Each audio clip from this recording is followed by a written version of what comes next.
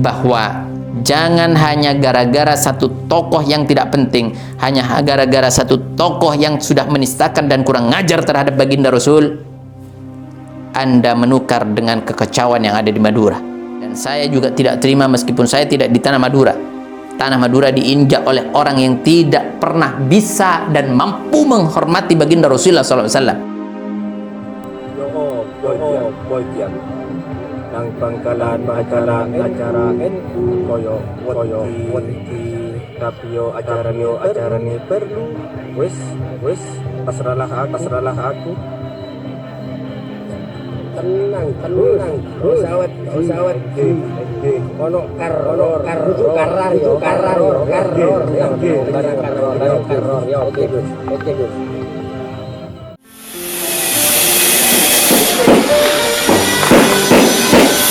Saya ngobrol singkat sama beliau, intinya ini hanya kurang sekitar 360 juta.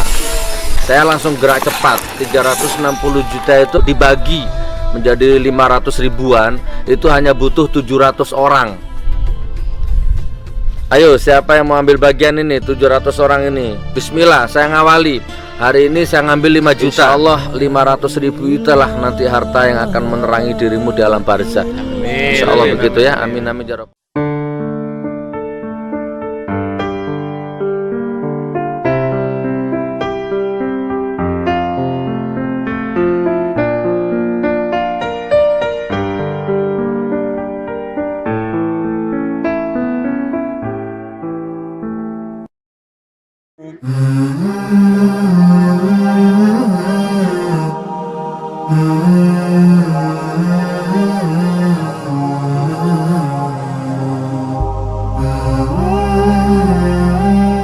Assalamualaikum warahmatullahi wabarakatuh, sahabat channel Benteng Akidah dimanapun Anda berada.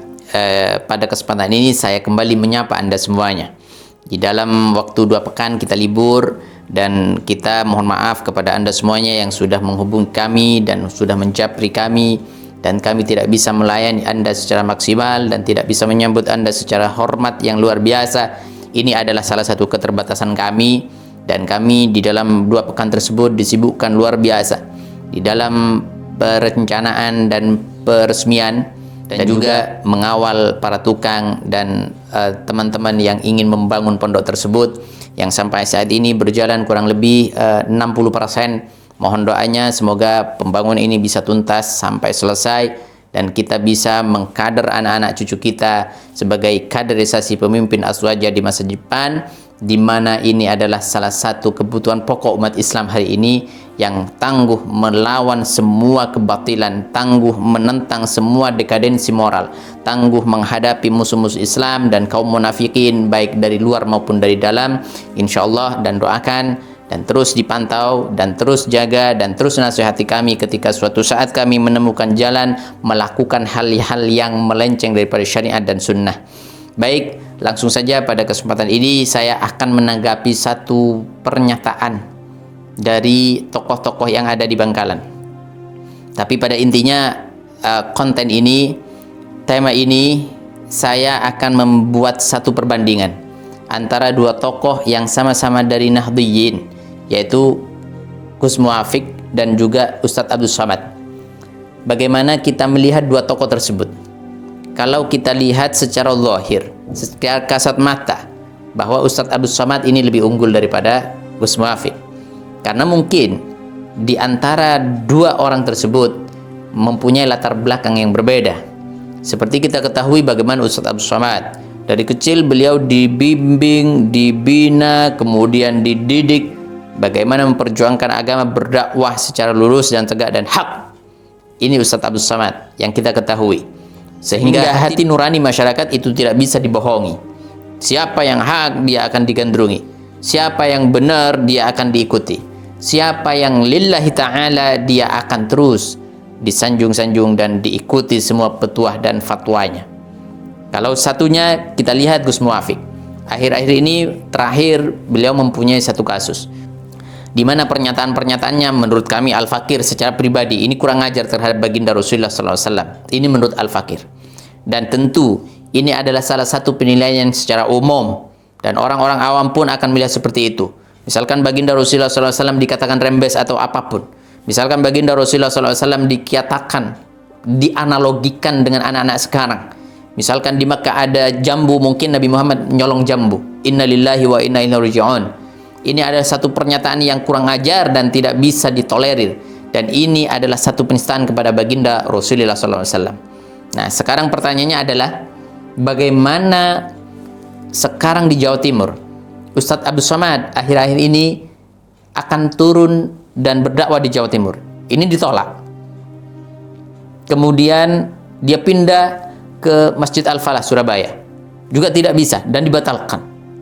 Ada apa ini? Sedangkan di satu sisi Gus Muafiq yang nyata-nyata sudah membuat satu kekacauan di akhir-akhir dengan kasus penistaan baginda Rasulullah SAW dan dugaan tersebut.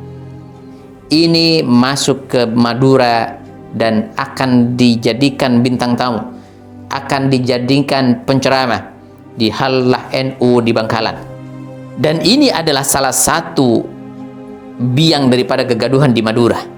Mari kita sampaikan bahwa di Madura ada salah satu namanya Kiai Karar Sinhaji.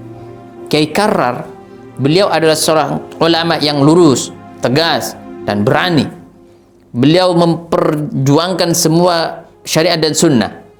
Beliau lakukan semua lillahi ta'ala. Kurang lebihnya kalau kita menilai seperti itu.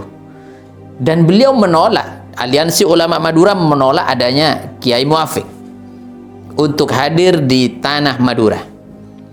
Dan sayang, 1000 kali sayang, orang-orang yang ingin menghadirkan beliau tetap ngotot meskipun dinasihati oleh Kiai Karar. Dan bahkan dengan arogansi dan dengan sombongnya mengatasnamakan saya keturunan seorang sok kiai dan ulama atau tokoh atau waliullah sekalipun. Yo boy kiak. Nang Bangkalan acara NU koyo wedi, tapi yo acara ini perlu. Wes pasrahlah aku. Tenang Gus, gak usah wedi. Nggih. Ono karor, duduk karar yo, karor yo. Tenang bareng karor yo. Oke Gus. Siapapun kita dan siapapun Anda ketika ini bertentangan dengan syariat dan sunnah, maka jangan sekali-kali Anda membawa nama-nama kakek Anda.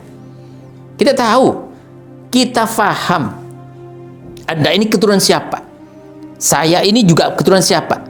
Saya tidak perlu menyebutkan kakek nenek saya, tapi yang saya tekankan di sini, ketika ini selaras dengan syariat dan sunnah, ini yang diperjuangkan. Jangan membawa nama-nama kakek kita, nama-nama orang tua kita, hanya sebatas kepentingan gengsi semata. Masya Allah, Masya Allah. Mari, saya akan meluruskan di sini bahwa Kiai Karar ini tidak perlu diledek-ledek. Kiai Karar, siapapun beliau, beliau adalah ulama yang lurus, yang tegas, yang lahir dari Pamekasan. Betul beliau bukan orang Bangkalan, tapi orang Madura itu mempunyai suatu ghirah yang besar, semangat yang kuat untuk menjaga tanah Madura dari orang-orang yang bisa menghancurkan Madura, orang-orang yang bisa mengacaukan Madura, orang-orang yang bisa mencoreng nama baik dan kehormatan martabat umat Islam di Madura, seperti orang yang menghina baginda Rasulullah SAW.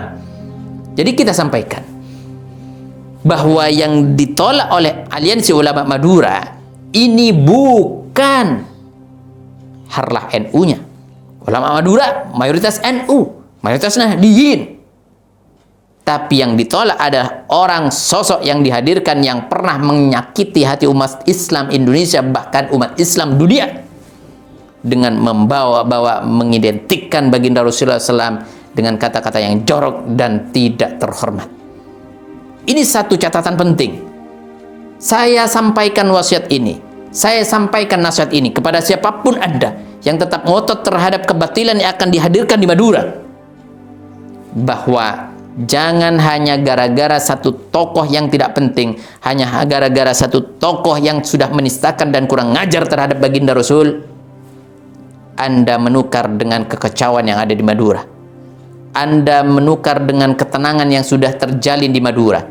Anda lebih memilih terpecah belah Madura demi mempertahankan dan membela seorang yang tidak terhormat sekalipun di hadapan baginda Rasulullah SAW. Masya Allah. Baik. Yang kedua, saya melihat aliansi ulama Madura ini sedang menerapkan satu ayat yang ada dalam Al-Quran. Kalau boleh kita baca dalam surat As-Saff ayat 17, ayat 14. A'udzu billahi minasyaitonir rajim. Bismillahirrahmanirrahim. Ya ayyuhalladzina amanu kunu ansarallah kama qala Isa ibn Maryam lil hawariyyin man ansari ila Allah qala al hawariyun nahnu ansarullah. Al-ayah sadaqallahu al-azim wa sadaqa rasuluhu an-nabiyul karim wa nahnu ala dzalika minasyahidin wasyakirin. Arti daripada ayat tersebut, kesimpulan daripada ayat tersebut, di masa-masa Nabiullah Isa alaihissalam, bagaimana orang-orang dengan getol mempertahankan semua jiwa raganya, mempertahankan semua kehormatannya, dan mempertahankan semua keyakinannya, agamanya, dan membela Allah sedemikian rupa. Itu disebut Ansarullah, dan di situ disebut istilah Hawari. Dan dalam tafsir tersebut disampaikan maksud daripada ayat tersebut, bagaimana kita menjadi seorang Hawariyun, bagaimana kita menjadi Ansarullah, penolong agama Allah. Ini adalah salah satu maksud dan niat ulama-ulama Madura mempertahankan semua keyakinan mereka, syariat mereka dan sunnah mereka dari rongrongan orang-orang yang tidak bisa bertanggung jawab. Mereka hanya ingin menolong Allah dengan perkataannya, dengan perbuatannya, dengan jiwanya kalau perlu sekalipun. Ini harus Anda pahami. Bukan mereka tidak mau terhadap hal NU, bukan. Tapi karena penista baginda Rasul hadir di tanah Madura, ini yang mereka tolak. Dan mereka sedang melaksanakan apa yang diperintahkan di Al-Quran tersebut untuk membela agama Allah. Dalam satu tafsir disebutkan oleh Ibnu Katsir bahwa yaqulu ta'ala amiran ubadahul mu'minina ay yakunu ansarallah fi jami'i ahwalihim. Ibnu Katsir mengatakan Allah di dalam ayat tersebut berseru kepada ubadahul mu'minin, kepada hamba-hambanya yang beriman kepada Allah, supaya menolong agama Allah di bidang apa saja. Fi aina? Fi jami'i ahwalihim. Di setiap kehidupan mereka, di setiap detik-detik mereka. Dengan cara apa? Bi aqwalihim, dengan perkataannya. Dia menyampaikan hati-hati.